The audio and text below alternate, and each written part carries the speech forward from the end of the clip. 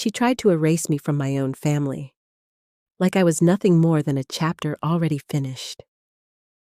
But what she didn't know was, some stories don't end quietly, and mine was just getting started. My name is Margaret Hayes. I'm 54 years old, a retired nurse, and a mother who spent her entire life building something fragile. A family. Not a perfect one, but one held together with sacrifice, late nights, and quiet prayers no one ever heard. Especially my son, Ethan. He wasn't just my child. He was my second chance at life. Ethan was born during one of the hardest times of my life. His father walked out before Ethan even turned 5. No explanation. No goodbye. Just silence. I still remember the night Ethan stood at the door, holding his little toy truck, asking, "Mom, is Dad coming back tomorrow?" I smiled, not because I believed it, but because he did. And sometimes a mother lies, just to protect her child's heart. From that day forward, it was just the two of us. I worked double shifts at the hospital. Morning shifts, night shifts, sometimes both. There were days I came home so exhausted, I fell asleep sitting at the kitchen table. But every morning, I still packed his lunch, cut his sandwiches into perfect triangles, because I wanted him to feel normal. We didn't have much, but we had traditions. Friday movie nights, Sunday pancakes, birthday candles. Even when the cake was store-bought and slightly stale. And every night, before sleeping, I would sit beside his bed and whisper, "You're going to be someone amazing one day." And he believed me. Years passed, and somehow, that little boy grew into a man I barely recognized. Tall, confident, kind, the kind of man who held doors open, who said thank you to waiters, who called his mother every single day. Ethan became a software engineer. Not because he loved computers, but because he once told me, "Mom, I want to make enough money so you never have to work again." I laughed when he said that, but deep down, I cried. Because that's when I knew I had done something right. Then one day, he brought her home. Her name was Vanessa Cole. And at first glance, she was everything a mother would hope for. Beautiful, elegant, confident. The kind of woman who didn't just walk into a room. She owned it. She smiled at me that day. Perfect teeth, perfect posture. "Mrs. Hayes, I've heard so much about you." And I smiled back, because I wanted to believe it. For the first few months, everything seemed fine. She was polite, respectful, at least on the surface. But something about her felt off. It wasn't what she said, it was what she didn't say. She never asked about Ethan's childhood, never laughed at his old stories, never cared about the little things that made him him. Instead, she talked about luxury apartments, high-end vacations, networking events, connections. One night at dinner, Ethan mentioned how we used to eat pancakes every Sunday. Vanessa laughed softly. "Oh, that's cute. Cute. Not meaningful, not special, just cute." That was the first time my heart felt uneasy, but I ignored it, because love makes you ignore the things you shouldn't. Months turned into a year, and slowly, things began to change. Ethan started canceling our weekly dinners, missing my calls, forgetting things he never used to forget. "Sorry, Mom. Work's been crazy. Vanessa planned something for us tonight. We'll meet next week, I promise." But next week never came. And Vanessa? She started becoming colder, not openly rude. No, she was smarter than that. Her words were always polite, but her tone cut like glass. One evening, I brought over Ethan's favorite homemade lasagna. Vanessa opened the door, looked at the dish, and said, "Oh, you didn't have to do that. We usually don't eat this kind of food." This kind of food. I stood there for a moment, holding something I had made with love, like it was a mistake. Ethan came behind her, smiled. "Thanks, Mom." But he didn't take the dish. Vanessa gently closed the door halfway.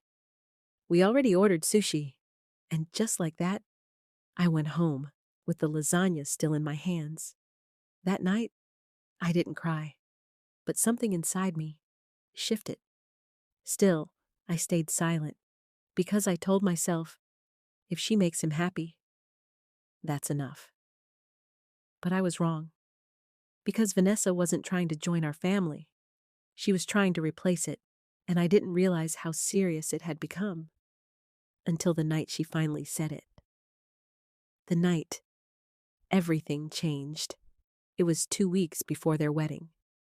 Ethan had proposed, and I had tried, really tried, to be part of it. But I wasn't invited to dress fittings, not included in planning, not even asked for my opinion. Still, I showed up with a small gift, a memory box filled with Ethan's childhood photos, letters, drawings. Vanessa opened the door, looked at the box, then looked at me. And for the first time, she didn't pretend. She stepped closer, lowered her voice, and said, "After the wedding, you need to understand something." I felt my chest tighten. "You won't be part of our lives anymore." Silence. "I don't like interference," she continued. "And honestly, you've been around long enough." I couldn't breathe. She smiled, not kindly, but coldly. "You raised him. That's done now." Then she added the words, "I will never forget. You're not needed anymore." And just like that, she walked away, leaving me standing there, holding a box full of memories that suddenly felt unwanted. That night, I sat alone in my house, and for the first time in years, I asked myself, was I really just temporary? But deep inside, something else was growing. Not sadness, something stronger. Because if she thought she could erase me that easily, she had no idea what was coming next. I thought staying silent would protect my son. But the truth? Silence almost cost him everything. The morning of the wedding, I woke up early, out of habit. For a moment, I forgot everything. I made tea, took out the dress I had bought months ago, soft blue. Ethan once said it made me look happy, but then her words came back. "You're not needed anymore." My hands froze, slowly. I folded the dress and put it away. For the first time in my life, I chose not to show up. My phone started ringing. Friends, family, even Ethan. "Mom, where are you? Everyone's asking about you. Please don't be late." I stared at the screen, but I couldn't move. Because how do you sit at a wedding where you've already been erased? So I stayed home, time passing. At 10:30 a.m., the ceremony was about to begin. Guests were seated. Music was playing. Everything was perfect. On the outside, but behind the scenes, something had already started to crack. At exactly 10:45 a.m., Ethan was in a private room, adjusting his tie, trying to calm his nerves. That's when his best friend Ryan rushed in, face pale, hands shaking. "Ethan, you need to see this." Ethan frowned. "What is it?" Ryan handed him his phone, and in that moment, Ethan's entire world stopped. On the screen were photos. Vanessa with another man. Not old photos, not unclear, not explainable. Recent, clear, undeniable. Ethan's voice shook. This isn't real." But deep down, he already knew. Within minutes, everything began collapsing. One of Vanessa's bridesmaids panicked and revealed even more. Vanessa hadn't just been cheating. She had been planning. Her family was drowning in debt. Her father had failed businesses, loans, legal notices. And Ethan? He wasn't her soulmate. He was her solution. The marriage was never about love. It was about money, status, security, and the prenup she insisted on. It wasn't protection. It was control. Ethan stormed into the bridal room. Vanessa turned around, smiling in her white dress. "Are you ready?" she said softly. Ethan held up the phone. "What is this?" Her smile disappeared. For the first time, she looked nervous. "It's not what you think." "Stop," his voice echoed through the room. "2 weeks ago, with your boss?" Silence. Everyone stared. Vanessa's tone changed instantly, cold, sharp. "You weren't supposed to find out like this." That was it. No apology, no denial, just truth. Raw, ugly. The final blow, Ethan's voice broke. "You told my mother she wasn't part of this family." Vanessa rolled her eyes. "She isn't."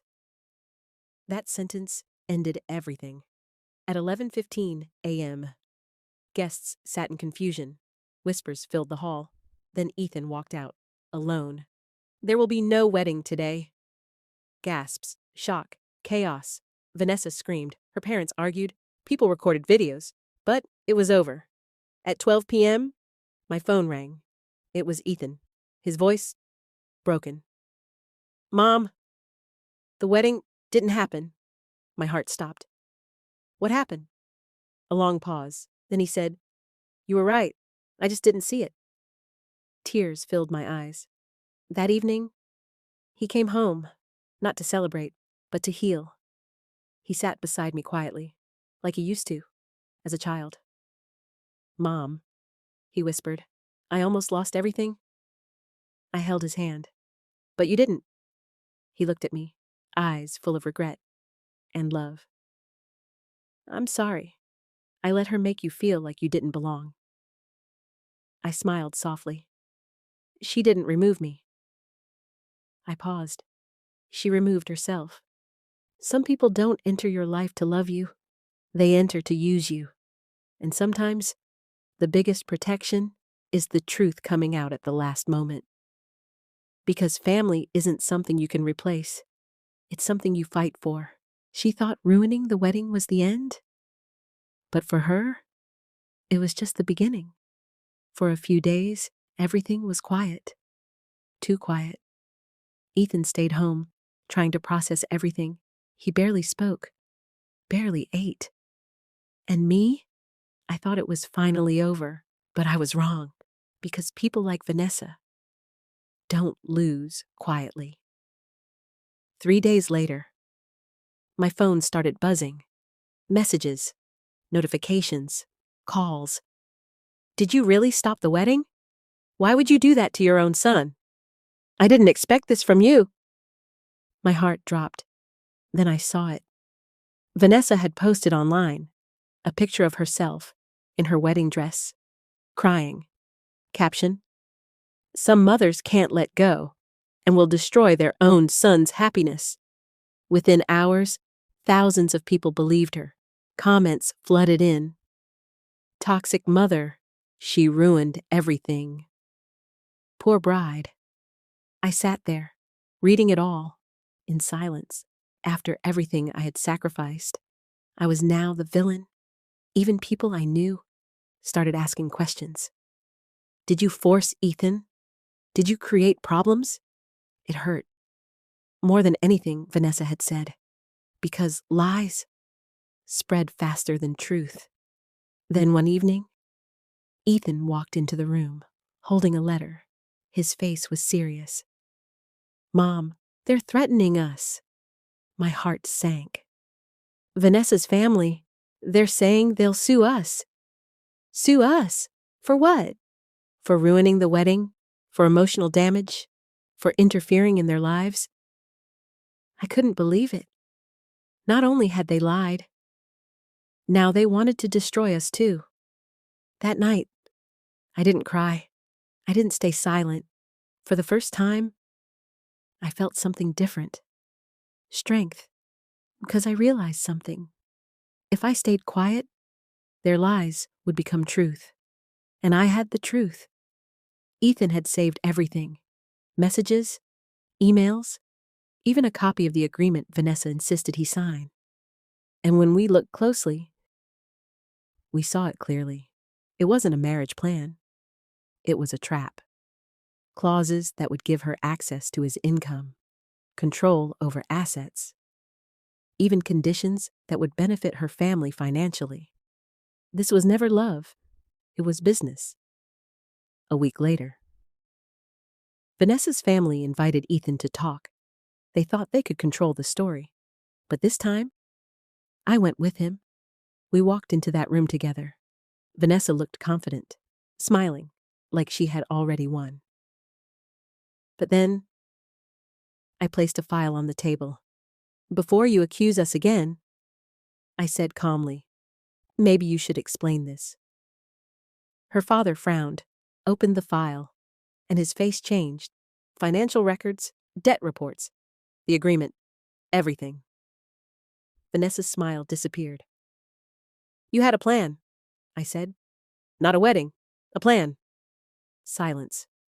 Ethan spoke, voice steady. "You didn't love me." Vanessa tried to interrupt, but he continued. "You tried to remove the one person who actually did." That hit her hard. For the first time, she had no answer. We didn't stop there. We shared the truth, carefully, honestly, and slowly, everything changed. People started seeing reality. Comments shifted. "Wait, she was using him? That poor mother. This is messed up." Vanessa's image, destroyed, her lies, exposed. That's how karma works.